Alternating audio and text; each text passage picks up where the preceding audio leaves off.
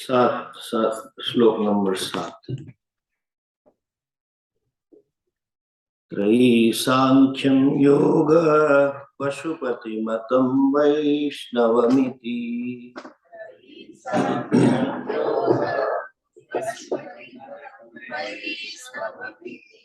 प्रभिन्ने प्रस्थाने परमिदमदः पाथ्यमिति च।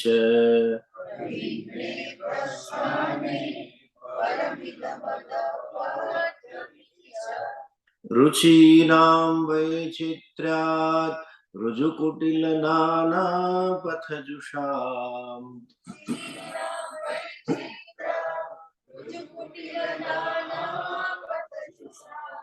नृणामेको गम्यस्त्वमसि पयसामर्णव इव।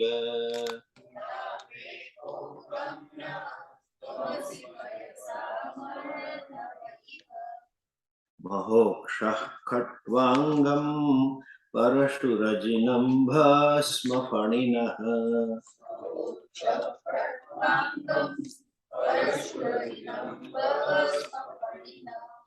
कपालं चेतीय तव वरदतन्त्रोपकरणम्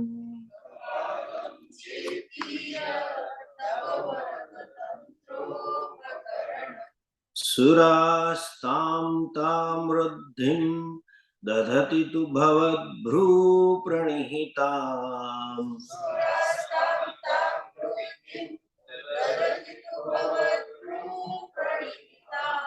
नहि स्वात्मा रामं विषयमृगतृष्णा भ्रमयति।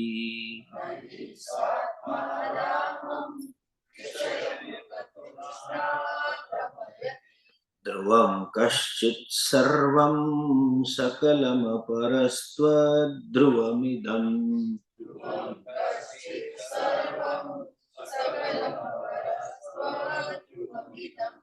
परो द्रव्याद्रव्ये जगति गदति व्यस्तविषये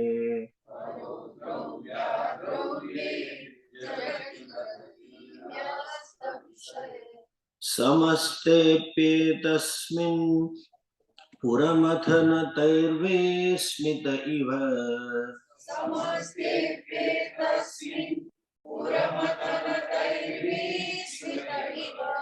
स्तुवञ्जिह्रेमि त्वां न खलु ननु दृष्टा मुखरता।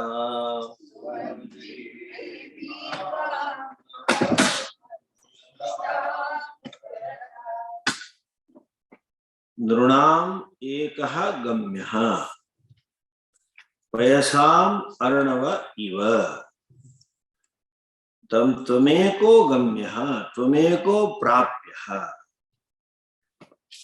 जैसे अलग अलग मार्ग से अलग अलग जगह से निकली हुई नदियां सिर्फ समुद्र को ही प्राप्त होने के लिए गति करती है, उसी तरह से सब आपकी ही भक्ति करते हैं। इसका अर्थ ये नहीं है कि सर्वधर्म समान है। जरा समझिए, प्रार्थना किसे कहते हैं? भक्त और ईश्वर के संवाद को हम प्रार्थना करते हैं। Communication between a devotee and ईश्वर। ये जो संवाद है वो क्या है? भक्ति की भावना की अभिव्यक्ति। भक्त के हृदय में भगवान के प्रति जो भावना है, वो भावना कोई विशेष भाषा में, कोई विशेष चेष्टा से, कोई विशेष कर्म से प्रकट होती है। हमारे देश के ही जितने संप्रदाय वो अलग अलग रूप से करते हैं। कोई अंग्रेज होगा तो अंग्रेजी भाषा में करेगा, अफ्रीकन होगा तो उसकी भाषा में करेगा। तो ये बराबर है। और ये जो भावना है वो तो ईश्वर समझ सकते हैं, चाहे आपको भाषा मालूम हो या ना हो, चाहे आपको आप जो कुछ कर रहे हो वो विधि विधान के विषय में भी कुछ ज्ञान ना हो, तो भी ईश्वर तक आपकी भावना पहुंच जाती। जैसे घर में 1 साल का बच्चा है, वो कुछ कह रहा है, उसकी भाषा नहीं है, चेष्टा से कुछ कर रहा है, तो माँ समझ जाती उसको क्या चाहिए, क्या करना है। तो ईश्वर तो सर्वांतर्यामी है, ईश्वर तो सर्वव्यापी है। तो आप चाहे श्लोक के अर्थ जानो या न जानो, भाषा को जानो या न जानो, चेष्टा की उपयुक्तता को जानो या न जानो, जो कुछ कर्म कर रहे हैं वो क्यों कर रहे हैं, कैसे कर रहे हैं, न जानते हुए भी ईश्वर समझ जाएगा।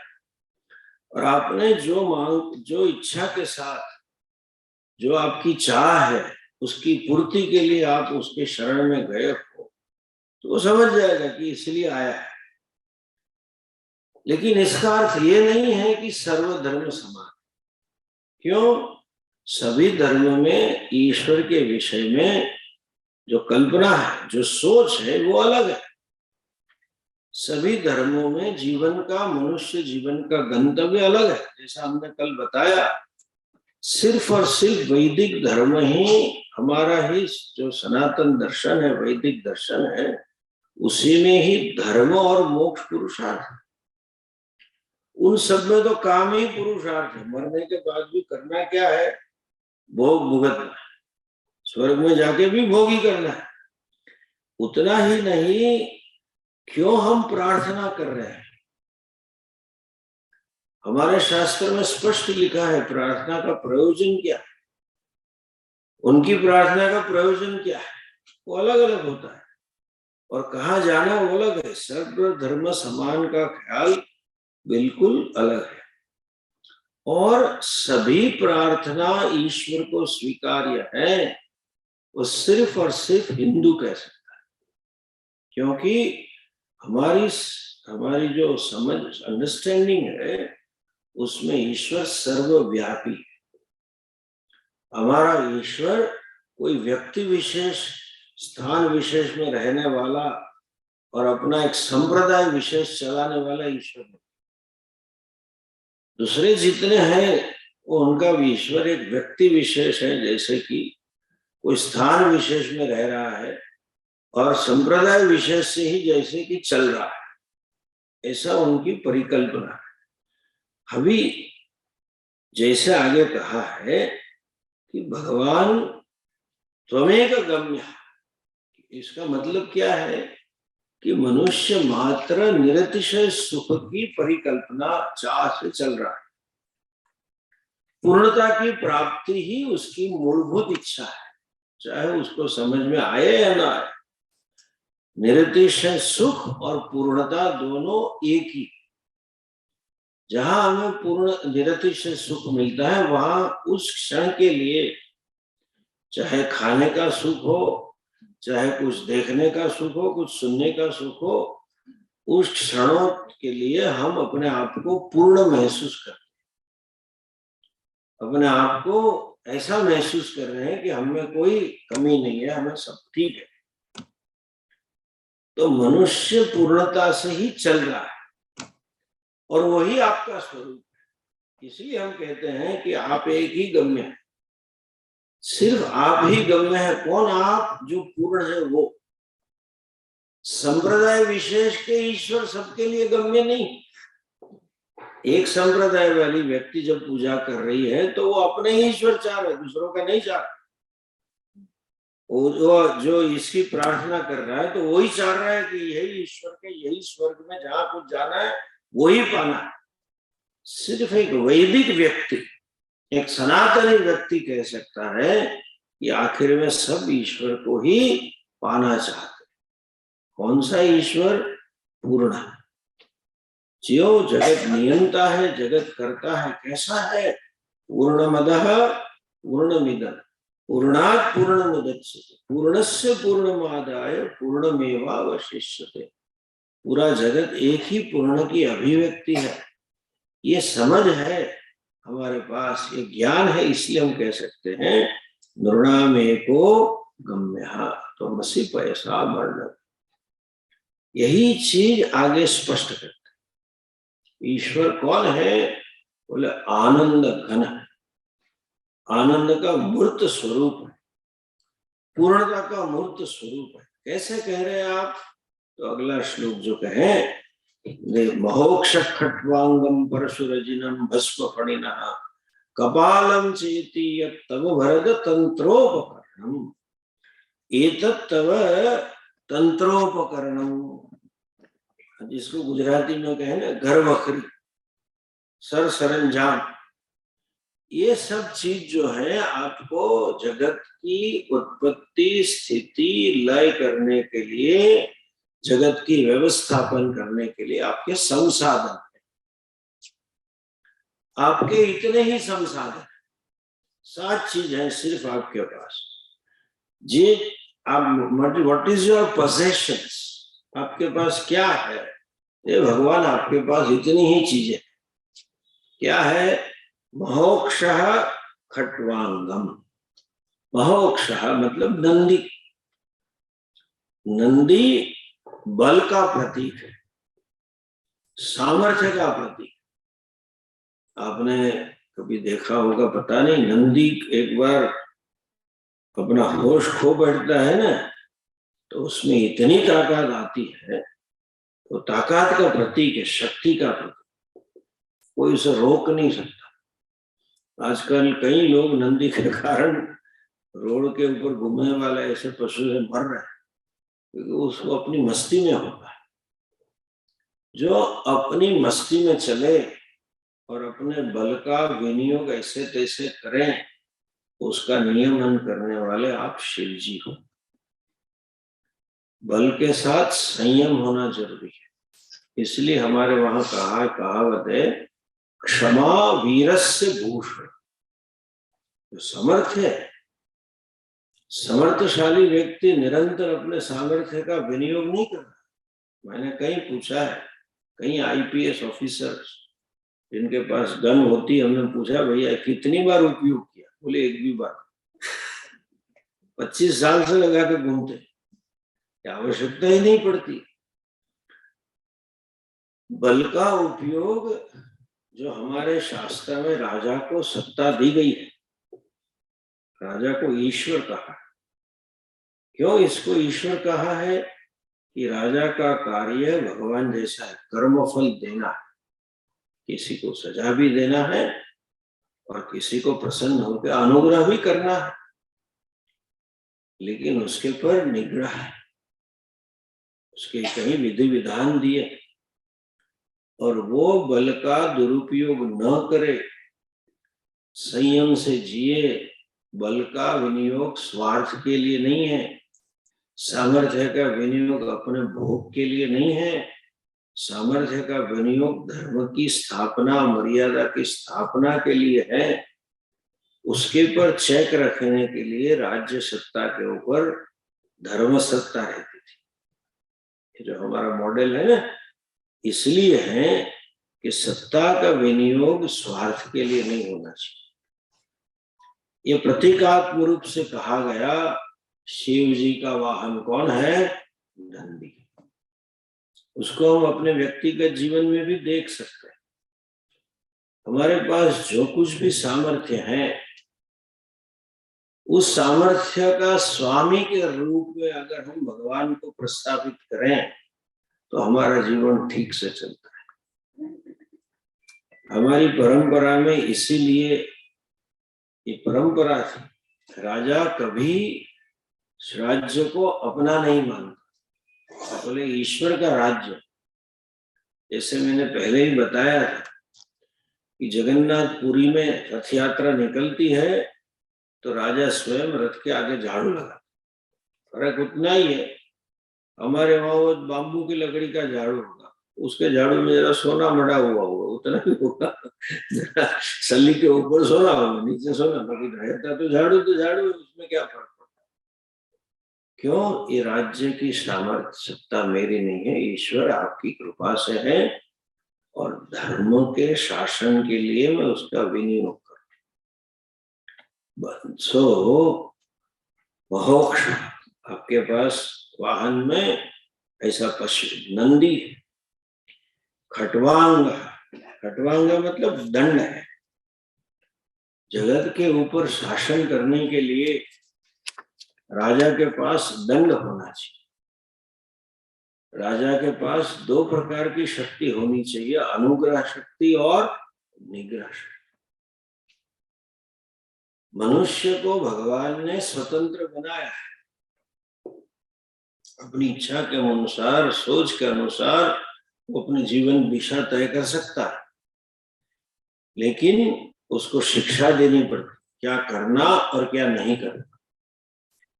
पशु को शिक्षा की आवश्यक नहीं है। कभी आपने स्कूल देखी, कॉलेज देखी, कोचिंग क्लास देखे, गाय के कोचिंग क्लास उसकी वहां बछड़े को भेजेगी कि यार देख जा, पढ़ के क्या खाना क्या नहीं खाना, कैसे रहना कैसे नहीं रहना, जरूरत ही नहीं।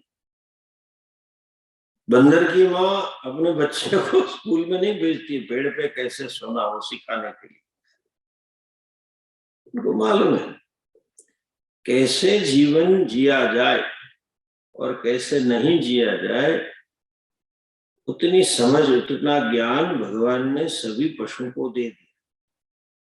आज की मॉडर्न भाषा में कहें तो सबके पास ये सॉफ्टवेयर है। बंदर के अंदर बंदर का सॉफ्टवेयर है, गाय के अंदर गाय का सॉफ्टवेयर, शेर के अंदर शेर का सॉफ्टवेयर, चिड़िया के अंदर चिड़िया का सॉफ्टवेयर। उसको सिखाना नहीं पड़ता बच्चे को कैसे उड़ना, और भगवान ने दिया है। हमें शिक्षा देनी पड़ती। विद्या दो प्रकार की होनी चाहिए। अंग्रेजी में कहें wisdom of earning and wisdom of living. अर्थोपार्जन की भी विद्या चाहिए। जिस प्रकार से आधुनिक समाज व्यवस्था है, तो इस समाज व्यवस्था में हमें क्या सीखना चाहिए ताकि बच्चा जब गृहस्थ आश्रम में प्रवेश करे तो अपने कुटुंब के पालन के लिए उसके पास पैसे होने चाहिए, तो विद्या सीखनी चाहिए। आज से 50 साल पहले सॉफ्टवेयर सीखने की आवश्यकता नहीं थी, विद्या थी ही नहीं, तो कहाँ सीखेंगे, आवश्यकता ही नहीं थी, नया नया था। हमें जीना कैसे चाहिए वो भी सीखना चाहिए, क्या करना चाहिए क्या नहीं करना चाहिए। पैसे का उपार्जन करने के बाद पैसे का विनियोग कहाँ और कैसे करना वो भी सीखना चाहिए। आज देखिए समस्या क्या है, पैसे कमाना सीख गए सब, लेकिन उसका विनियोग कैसे और कहाँ करना किसी को नहीं मालूम।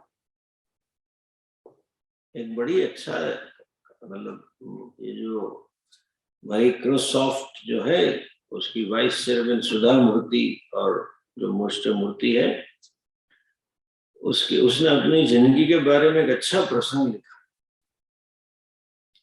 वो दोनों टाटास में काम करते थे 80 के दशक में, तब टाटा के पास सॉफ्टवेयर था, ऐसा काम करते। पता नहीं नारायण मूर्ति को मन में आया अपनी कंपनी शुरू कर। उसने जब देखा कि कई लोग ये आईआईटी में से वगैरह में पढ़ के अमेरिका चले जाते हैं, ब्रेन ड्रेन होता है, ज्ञान मिलता है, लेकिन उस ज्ञान से यहाँ पे कमाने के लिए, अर्थोपार्जन के लिए कोई व्यवस्था नहीं। तो हमें ऐसी कंपनी बनाए ताकि हमारे बच्चे विदेश न जाए। और उसने तय कर लिया नौकरी छोड़नी है टाटा। उस समय में टाटा की नौकरी तो बड़ी, it was a prestigious job. और यहां तक उसने आग्रह किया, अपनी पत्नी ने बोला कि तुम छोड़ दो, कंपनी शुरू करो, फिर मैं छोड़ूंगी। कुछ पैसे की तो व्यवस्था होनी चाहिए ना, ये दोनों छोड़ के बैठ जाए और कंपनी ना चली तो। उसने एक ना मानी, वो बेचारी थक के बोर हो गए, बोला चलो मैं भी छोड़। उनकी जिंदगी का लास्ट डे था। वो पूरी महिला असमंजस में थी कि क्या करेंगे, ये सुनता नहीं है मेरी। अगर नहीं चली और कंपनी न चलने की पूरी संभावना थी उस समय में। जरा गुजराती में आंधड़ू क्या करता था वो लागतू, कैसे होगा। उतने में जेआरडी टाटा वो लॉबी से निकला। समय ऐसा था, संस्कार भी होंगे उसके माँ बाप के, तो उसको सुधा मूर्ति जेआरडी के पास गई और उनको प्रणाम किया, उसको चरण स्पर्श किया। आज तो चरण स्पर्श की तो बात बहुत दूर है, नाम के पीछे भी रिस्पेक्ट नहीं लगता, तू कार से ही बुलाते फला फला, ऐसी बात होती। और तो जेआरडी ने पूछा क्या है, तो बोले today is my last day of the job. Oh very good. उन्होंने कहा कहाँ क्या कहाँ जा रही है? बोले कहीं नहीं जा रही, यहीं रह रहे। तो बोले उन्होंने सोचा होगा कुछ विदेश का जॉब मिली होगी तो जा रहे हो। तो उस फिर पूछा तो उसने बताया, डर था तो उसने कहा आप ऐसे आशीर्वाद दो हमारी कंपनी चले। ये सुनता नहीं है मेरा हस्बैंड, हम दोनों नौकरी छोड़ के बैठ रहे हैं, फिर क्या होगा पता नहीं। शायद ये मेरा मानना, उसके मन में ये भी भाव होगा अगर नहीं चली तो वापस आए तो रख लेना इधर छोड़ के तो जा रहे वो सुधामूर्ति ने नहीं लिखा, ये मेरा मन का भाव, उसने ऐसा कहा मन में होगा। तो उन्होंने बड़ा आशीर्वाद दिया और बधाई दी। और जेआरडी ने कहा अगर आपकी कंपनी प्रॉफिट करने लगेगी तो क्या करोगे? वो सोचने लगी। सुधा मूर्ति लिखती है, मैं सोचती थी भैया दो एक टाइम की रोटी निकले तो बहुत है, प्रॉफिट की क्या बात कर रहे हो? तो उसने जवाब नहीं दिया। जेआरडी ने दूसरी बार पूछा अगर प्रॉफिट होने लगे तो क्या करोगी? तो उसके मुंह से निकल गया सर प्रॉफिट की क्या बात कर रहे हो, खाना निकले हमारा तो भी अच्छा है, ये हमारी जो दोनों की सैलरी उसकी तो बात छोड़ो, 2 टाइम की रोटी मिले तो अच्छा है। तीसरी बार कहा नहीं नहीं कब ज्यादा प्रॉफिट करेगी तो क्या? कभी सोचा ही नहीं था, सोचा उतना ही था कि रोटी मिलेगी। स्वयं जेआरडी ने कहा कि देखो अगर बहुत आपको प्रॉफिट आए तो थोड़ा समाज में बांटना सीखो, समाज की सेवा करना सीखो। You promise me that you will use the money for charity. एक घटना देखिए ईश्वर कैसा कर, किसी के नसीब का कहां से भगवान पैसा लाके देता। उसी दिन जेआरडी का वहां आना, उसके लास्ट दिन, नहीं तो इतनी बड़ी कंपनी में चेयरमैन को मिलना भी कितना दुर्लभ, कितने लोग नौकरी छोड़ के जाए, और ऐसी महान विभूति जेआरडी टाटा को मिलना, वो लॉबी में मिल गया तो पांव छू लिए। उनके इस उपदेश के कारण इतनी बड़ी चैरिटी आज माइक्रोसॉफ्ट कर रही। उनके दादा ने उनको कहा था कि गांव-गांव में लाइब्रेरी करना, तो उन्होंने पूरे कर्नाटक में कितने गांव में लाइब्रेरी की, बच्चों को पढ़ा रहे। पैसे कमाना सीखते हैं हम, लेकिन जीवन कैसे जीना कमाने के बाद वो आज लोग नहीं सीखते, इसलिए समाज में अव्यवस्था। ये दूसरी भी होनी चाहिए शिक्षा। हमारे गुरुकुलों में ये जीवन विद्या भी सिखाई जाती थी। महाभारत की कथा है, सत्य बोलना चाहिए, पाठ द्रोणाचार्य सिखा रहे थे, युधिष्ठिर वहीं से सीखे। सीखने के बाद भी मनुष्य को सिखाना पड़ता है, और सीखने के बाद भी क्या होता है, काम और क्रोध और लोभ इतने बलवान होते हैं कि अपने सोच के विरुद्ध, अपने ज्ञान के विरुद्ध मनुष्य काम कर बैठता है, अपने आप को रोक नहीं सकता। तब क्या होना चाहिए, भय होना चाहिए, दंड होना चाहिए। जिस समाज में शासक का भय नहीं है उस समाज में अनीति बहुत है। घर में भी भय रहता है, बच्चे कुछ निश्चित कर रहे हो तो माँ कहेगी शाम को पिताजी आएंगे डर लग, डर होना चाहिए। भगवान का डर है, खटवांग है वो डर है, इसका डर है कर्मफल दातृत्व। आज एक फैशन चली है, हमारे वहां पहले मरण के बाद गरुड़ पुराण बिठाते थे, गरुड़ पुराण पढ़ते थे। गरुड़ पुराण में अक्सर यही कथा है कि इसने ये पाप किया, ये फल मिला, वो किया, वो फल मिला, मतलब दुख ही मिला। दुष्कर्म किए तो इतना महान दुख मिला। क्यों? हमारे मन में डर प्रस्थापित करना, अधर्म का डर होना चाहिए, पाप का डर होना चाहिए, अनीति का डर होना चाहिए।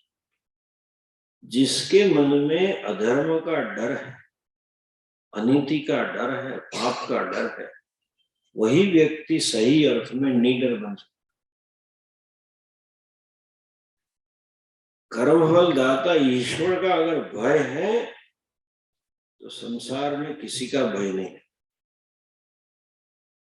मैं दृष्टांत के रूप में कहूं तो गांधी जी को हमेशा भगवान से डर था, तो कितने निडर थे कि इंग्लैंड गए तो भी डर नहीं लगा उस महारानी को मिलने गए, कभी कुछ नहीं हुआ, जाके कर लिए। अर्जुन का जो चरित्र है पहले अध्याय में आप ध्यान से देखें, अर्जुन को हारने का डर नहीं। पहले अध्याय में उसने शस्त्र छोड़ दिए, डरा हुआ, भयभीत हुआ, चिंतित हुआ, शोकग्रस्त हुआ अर्जुन है पहला अध्याय का अंत में। लेकिन उसके उद्गार देखेंगे आप, श्लोक देखेंगे तो अर्जुन को किसका डर है? पाप का डर। मैं पाप नहीं करना चाहता, मुझे राज्य चाहिए, भोग चाहिए, लेकिन ये राज्य और ये भोग पाप के मार्ग से मैं पाना नहीं सकता। जब ईश्वर का डर होता है तब हमारे जीवन में साधन शुद्धि आती, और साधन शुद्धि होने करने के लिए दंडक होना चाहिए, राजा का भय होना चाहिए। भगवान स्वयं खटवांग लेके खड़े, जैसे मैंने कहा लास्ट टाइम, भीषास्माद वातः, वायु देवता, सूर्य देवता, अग्नि देवता, इंद्र और स्वयं यमराजा, जिनसे पूरी पृथ्वी ने संपूर्ण जीव डरते हैं, वह स्वयं ईश्वर से डरते। ऐसा डर है उनके मन में, बोले वज्रमद्यंतम, एक वज्र लेकर डंडा लेकर मालिक खड़ा है, और भृत्य अपने काम में इतनी जागरूकता से कर रहा है कि अभी पड़ेगा। हम वो फोटो देखते थे ना गुलामी काल में, कि वो जो गुलाम होते थे चेन से बंधे होते थे और बेचारे घोड़ी चला रहे थे, एक सुपरवाइजर हंटर लगे खड़ा है, थका है फिर भी जो अगर गलती की फट करके पड़े। अर्थात क्या है, सभी जीव और सभी नैसर्गिक जो बल है, प्रकृति बल है, जिसको हम देवता कहें, वो सभी मर्यादा में रहते। समुद्र कभी अपनी मर्यादा का उल्लंघन नहीं करता, किसी को भी, सब में भय। पशु पंखी भी मर्यादा में रहते, जैसे मैंने कहा ना सॉफ्टवेयर, बंदर बंदर की तरह ही जिएगा, लेकिन बंदर डार्विन की थियरी के मुताबिक बंदर से आया हुआ मानवी शायद बंदर जैसा बर्ताव कर सकता है, go back to the roots. कई लोग ऐसे होते हैं, भगवान के नियमन से वश में चलते हैं। इतनी बड़ी पृथ्वी, इतने सूर्य, सब नियम से चलते हैं। परशु, भगवान की 6 विभूति है। भगवान शब्द का अर्थ समझिए, आजकल बड़ी बहुत लूजली, सोचे समझे बगैर आजकल भगवान शब्द का उपयोग हो रहा है, और कहीं भगवान बन चुके हैं। भगवान किससे कहे? जैसे हम कहेंगे president of US, president of US किसे कहते? उसकी सत्ता देखो, उसका स्थान देखो। या गली का प्रेसिडेंट है सोसाइटी का, उसको बोलेंगे यूएस प्रेसिडेंट, ऐसा नहीं कहते। सबको भगवान बना देते। वान जो प्रत्यय है, धनवान, श्रीमान, धीमान, संस्कृत भाषा में वतुक और मतुक प्रत्यय, जिसके पास प्रचुर मात्रा में, अति मात्रा में या तो पूर्ण मात्रा में जो चीज है, उसके पीछे मान या वान लगता है। एक भिक्षुक को 1 रुपया देके हम नहीं कह सकते लो अभी तो धनवान हो गया। वो कहेगा साहब कुछ भी नहीं है, 1 रुपया दे दो, 5 रुपया दे दो। 5 रुपया दिया और बोलो तो धनवान हो गया। नहीं, जिसके पास प्रचुर मात्रा में या तो पूर्ण मात्रा में। भगवान किसे कहते हैं? धीमान, जिसके पास बहुत बुद्धि हो। श्रीमान, जिसके पास बहुत शरीर हो। जिसके पास भग हो उसे भगवान। 6 गुणों के समूह को भग कहते हैं। जैसे हम शास्त्र की भाषा में दृष्टांत दें तो दैवी संपत्ति किसे कहते हैं? 6 संपत्ति न, क्षमा, दमा, उपरमा, तितिक्षा, श्रद्धा और समाधि। ये 6 के समूह को दैवी संपत्ति कहते हैं। उसी तरह से भग किसे कहते हैं?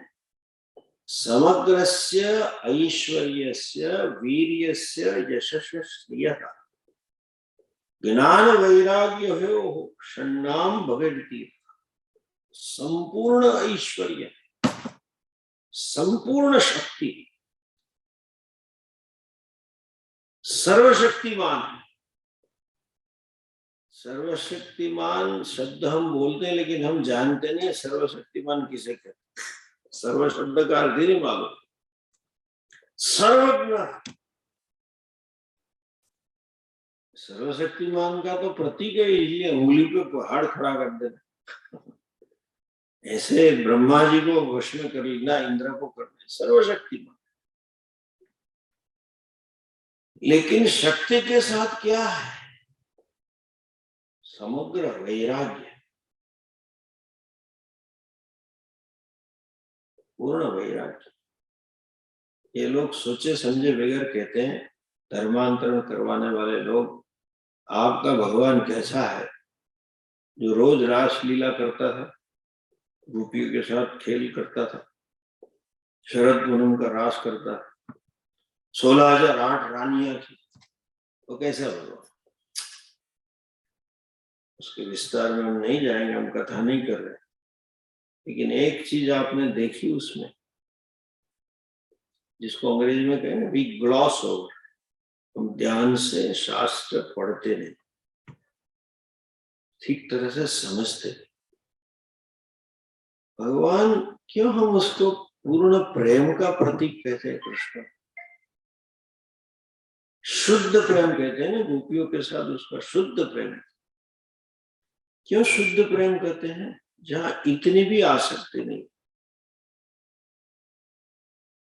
कैसी अनासक्ति है?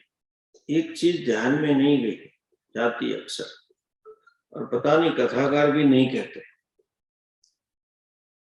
देखिए आप, इतना प्रेम की कथाएं चलती है राधा कृष्ण की और गोपियों के साथ।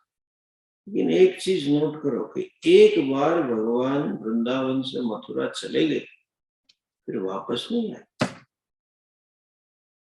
उन्होंने वीडियो कॉल नहीं किया, राधा तू क्या कर रही? मथुरा और वृंदावन का अंतर कितना? कुछ नहीं। वो तो राजा के थे, घोड़ा रथ लेके रोज जा सकते थे। जा भी नहीं सकते, सबको बुला लेते, कुछ नहीं हुआ। कितना प्रेम था उनको अपनी माँ के पास, यशोदा, नंद बाबा सबके साथ।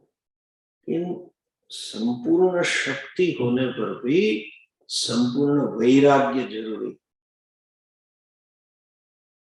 हमारे सभी भगवान वैराग्य के प्रतीक है। इसीलिए कथा में कहते हैं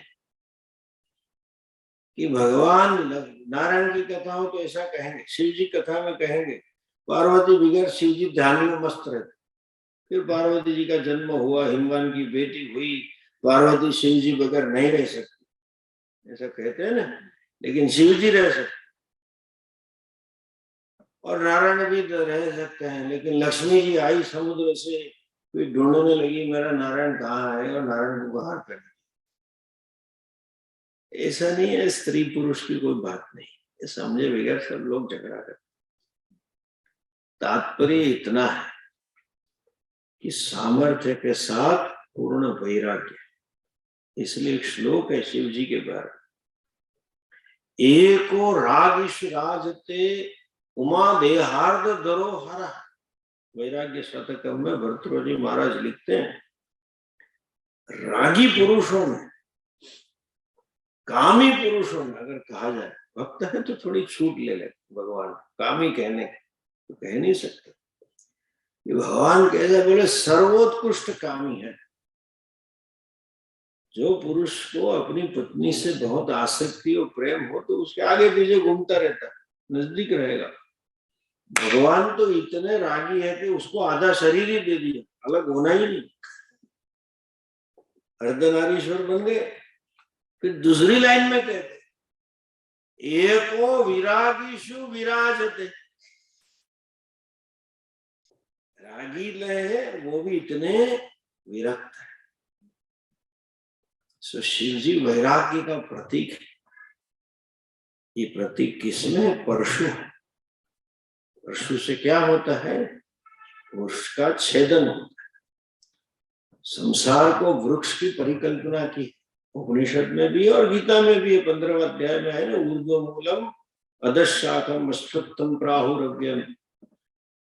और वो कैसे हैं? संसार वृक्ष का छेदन करना, असंगता, अनासक्ति।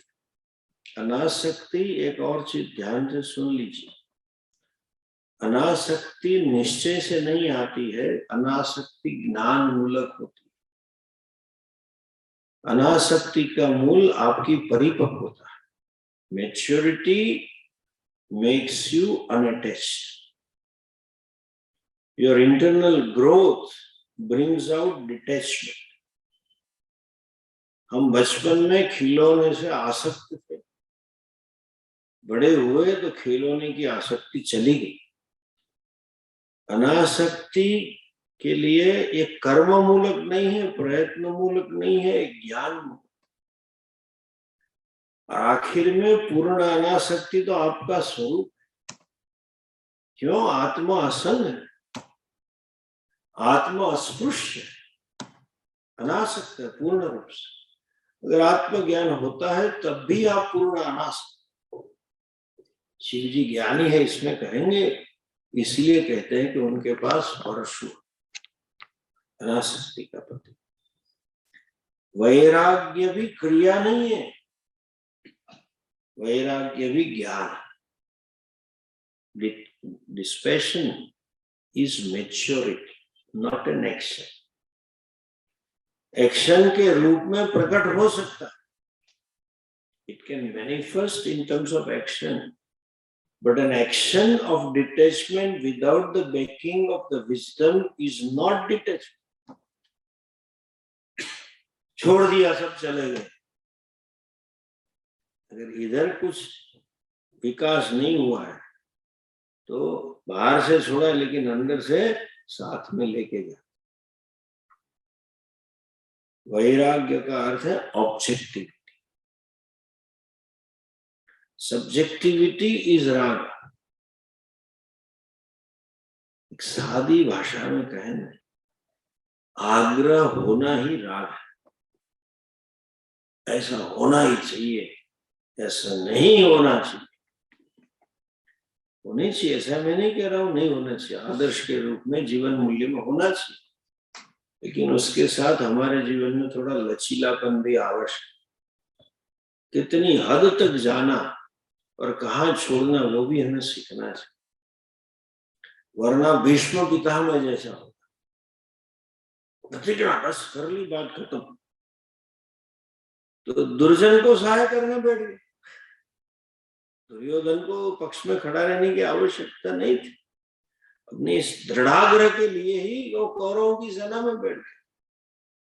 और जब तक मैं समझता हूं अगर वो नहीं होता तो दुर्योधन हिम्मत भी नहीं करता युद्ध करने में। मैंने वचन दिया है कि मैं बस गद्दीदारी की रक्षा करूंगा, राजा की, इस राज्य की, बस इसलिए उसके पक्ष में खड़ा होगा। अपना दोस्त है इसलिए बस मैं दोस्ती निभाऊंगा। लेकिन जब दोस्त अधर्म कर रहा है तो नहीं निभानी चाहिए। कर्ण ने भी वही गलती की, भीष्म ने भी वही गलती की। आग्रह स्वयं भगवान से सीखो, स्वयं भगवान ने भी प्रतिज्ञा ली थी, मैं एक भी शस्त्र ग्रहण नहीं करूंगा, लिए थे ना, ये भी ग्रहण कर लिए। जब अधर्म की बात आई तो उठा लिया भैया। उन्होंने कई बार अपनी प्रतिज्ञा छोड़ी।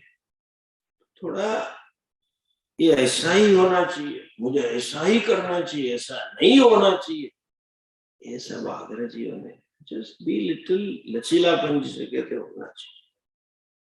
परिस्थिति के अनुरूप अगर मर्यादा में रहना सीखना चाहिए, उसी का नाम वैराग्य। अपने आग्रहों के प्रति वैराग्य होना आवश्यक। अपने मूल्यों के प्रति, मैं तो ये खाऊंगा ही, ऐसा ही पहनूंगा, ऐसा ही करूंगा, ऐसा ही जीऊंगा, ये सब राग। मुझे ये कर्म करना ही चाहिए, ये भी एक राग। वैराग्य is an objective, is a disposition born out of your emotional maturity. परिपक्वता से एक मानसिकता जब खड़ी होती है, उसे वैराग्य। वैराग्य की व्याख्या ये नहीं है कि चीज को छोड़ो। वैराग्य की व्याख्या ये है कि आपके मन में भोग बुद्धि न हो। समझिए, अभी मैंने कहा वैराग्य मीन्स ऑब्जेक्टिविटी। सो राग का अर्थ है सब्जेक्टिविटी। What is subjectivity? हम ही दुनिया की चीजों को, वस्तुओं को, पदार्थों को, व्यक्तियों को सुख का साधन मान लेते हैं और कहीं को दुख का साधन मान। यह हमारा व्यक्तिगत दृष्टिकोण, हमारा ऐसा मानना है कि करना। जैसे अभी नवरात्रि, कई लड़के ने नहीं, डांडिया खेलने का तो मजा आता। अभी वही व्यक्ति 40-50 साल की बात हो जाएगी तो बोला नहीं जाना, तो कुछ मजा नहीं। व्यक्तिगत है।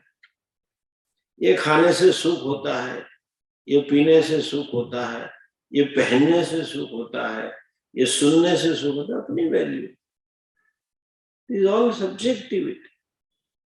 दुनिया का कोई भी पदार्थ खराब नहीं है, कोई व्यक्ति खराब नहीं, न स्त्री खराब है न पुरुष खराब है। खराब है तो अपनी दृष्टि खराब, अपनी सोच खराब। पैसे भी खराब नहीं, लेकिन पैसे होने पर मैं सिक्योर, पैसे होने से मैं बड़ा, वो प्रॉब्लम। पैसा एक माध्यम है, व्यवहार करने के लिए चाहिए। सब घर बार छोड़ के जंगल में सो जाने से आप साधु नहीं बन सकते। झोपड़ी, मकान में रहो, झोपड़ी में रहो, सोच के रहो ये शरीर को ढकने के लिए कुछ चाहिए तो है।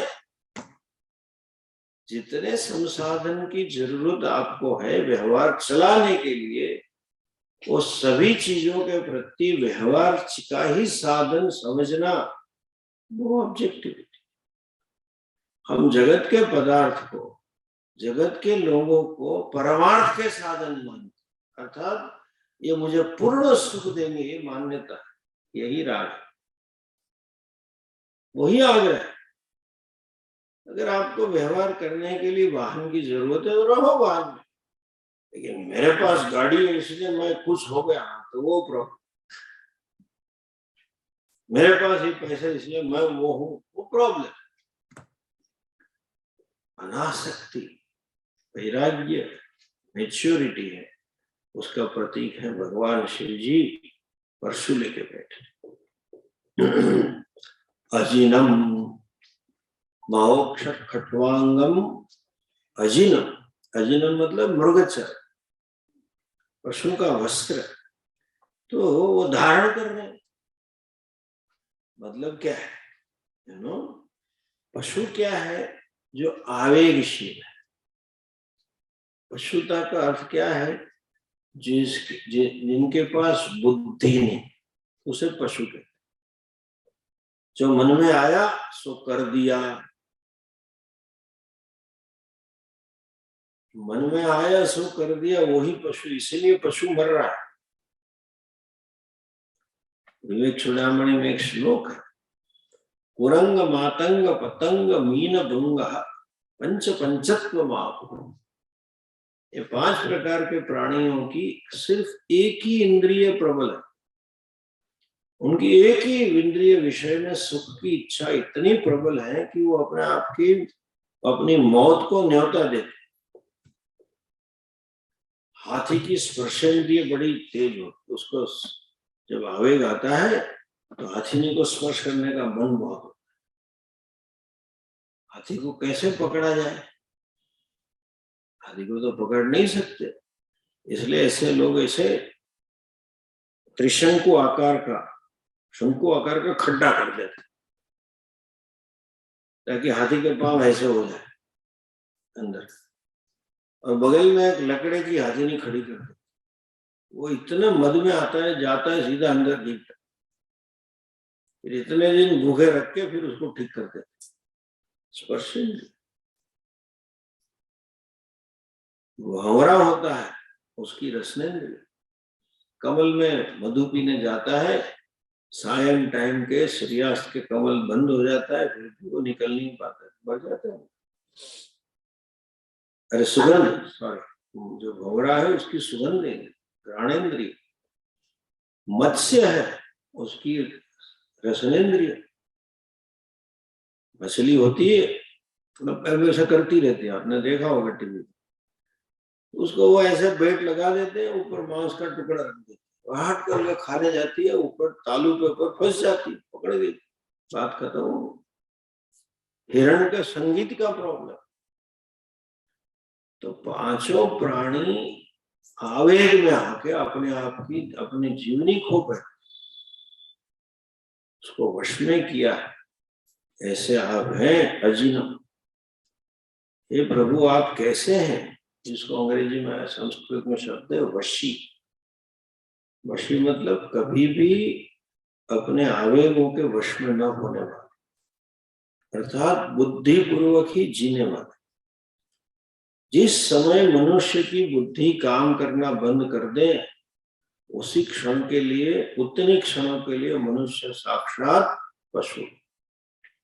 इसीलिए गीता जी में कहा है बुद्धि नाशात प्रणश्य। बुद्धि का नाश हो गया, मनुष्य मनुष्य कहलाने के लायक है। अजीनम भस्म, भस्म जिसको हम कहते हैं, भस्म के लिए 5 शब्द है शास्त्र में, उसकी व्याख्या है विभूति भासित भस्म क्षार रक्षा।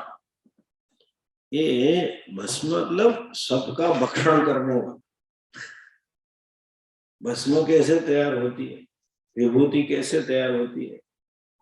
अनेक प्रकार की लकड़ी हो, लकड़ी जल जाने के बाद सब एक रूप बन जाती, तब भस्म है ना। तो ये क्या प्रतीक है? ज्ञान रूपी अग्नि में सभी कर्मों का दहन हो जाना। ज्ञानाग्नि सर्वकर्माणि भस्मसात कुरुते अर्जुन। ज्ञान रूपी अग्नि सर्व कर्मों को भस्मसात कर देती, ये भस्म है। अर्थात इसीलिए विभूति बन जाए। शोभा, क्या शोभा है?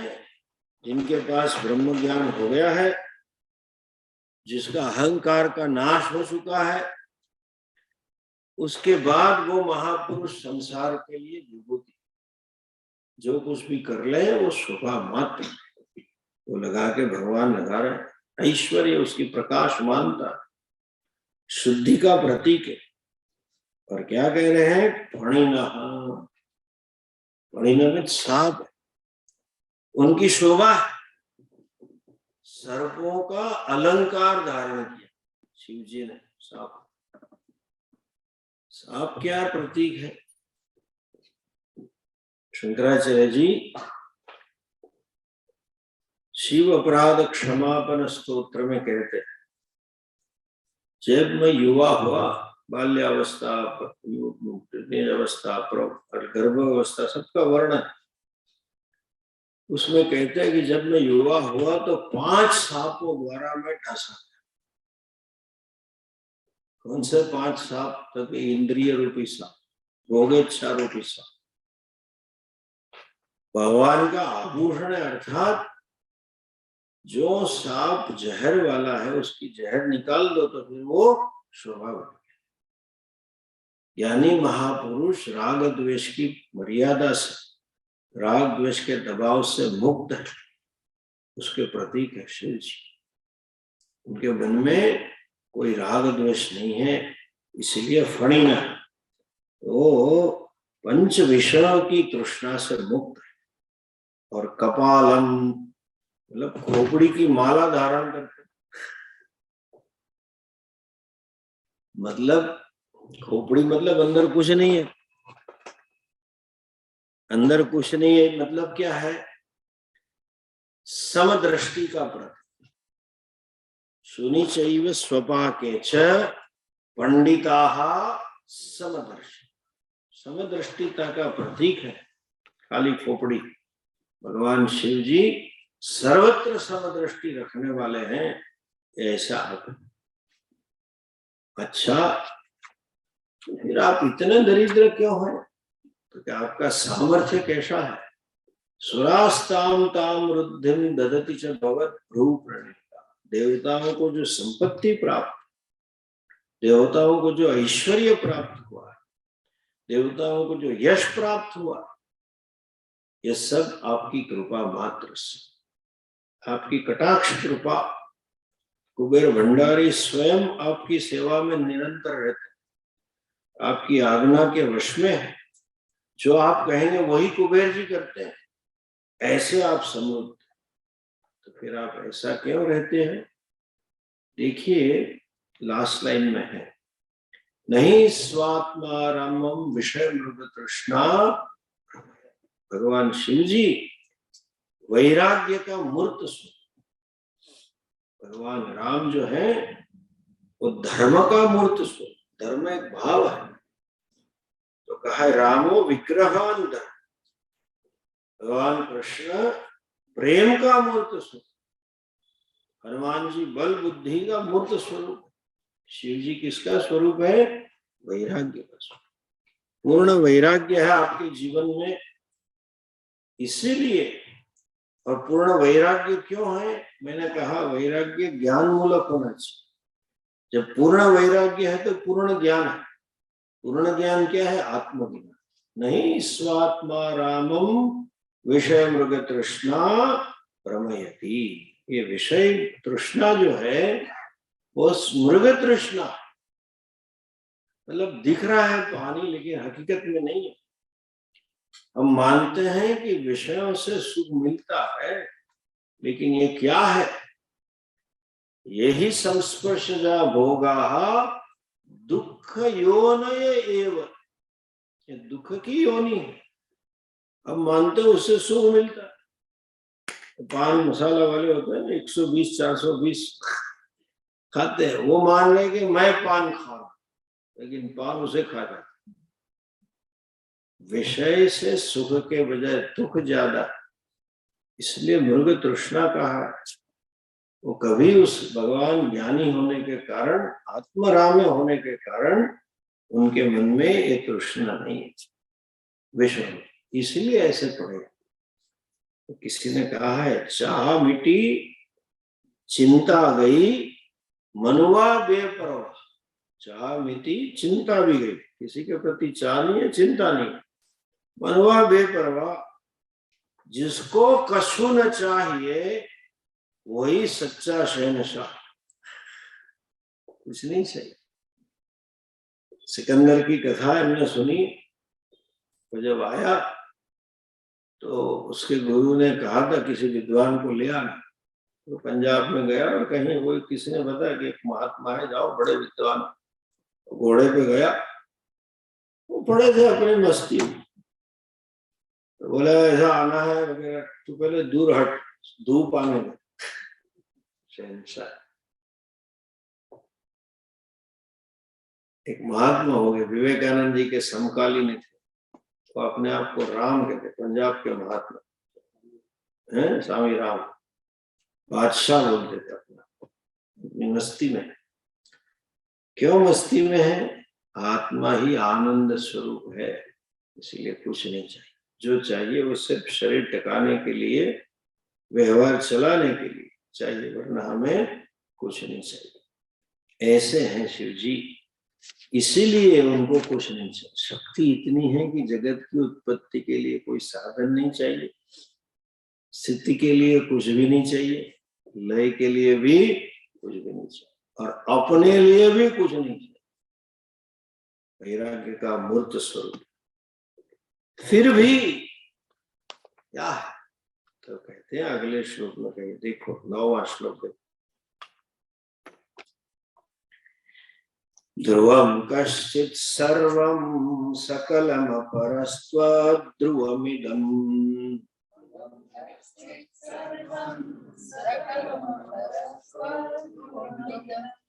परो द्रव्याद्रव्ये जगति गदति व्यस्त विषये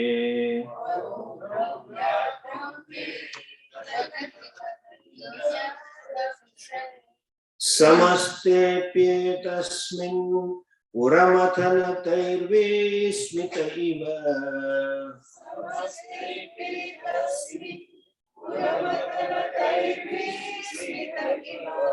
स्तुवञ्जिह्रेमि त्वां न खलु ननु दृष्टा मुखरता।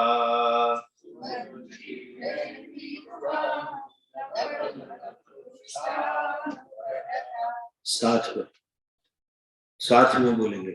ध्रुवं कश्चित् सर्वं सकलमपरस्त्वद्ध्रुवमिदं परौ द्रव्याद्रव्ये जगति गदति व्यस्त विषये समस्तेऽप्येतस्मिन् पुरमथनतैर्विस्मित इव स्तुवञ्जिह्रेमि त्वां न खलु ननु दृष्टा।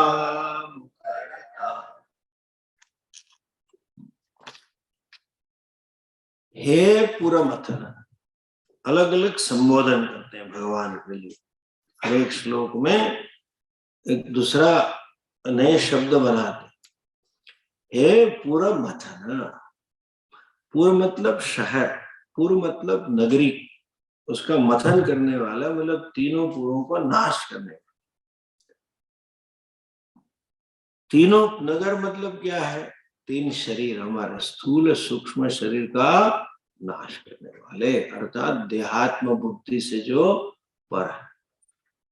स्थूल सूक्ष्म कारण शरीरात व्यतिरिक्त आत्मा यह जाना सपुर मथन। अच्छा, उसकी कथा है, राक्षस की आएगी बाद में श्लोक में, लेकिन आध्यात्मिक अर्थ यह है कि भगवान कौन है कि पुरमथन है। अच्छा, त्वां स्तुवन न जिह्रेमि, भगवान आपकी स्तुति करते हुए मैं लज्जित जरा भी नहीं। वैसे तो लज्जा आनी चाहिए, शर्म आनी चाहिए ना कुछ कहते आपके बारे में, लेकिन मुझे लज्जा ही नहीं आती। क्यों? उसका कारण आप ही ऐसे हो। आप ऐसे महान हो, आप ऐसे गुणवान हो, ऐसे शीलवान हो, ऐसा आपका चरित्र है कि मैं बोले बगैर ही रह नहीं सकता। अर्थात आपके प्रति मुझे इतना प्रेम है।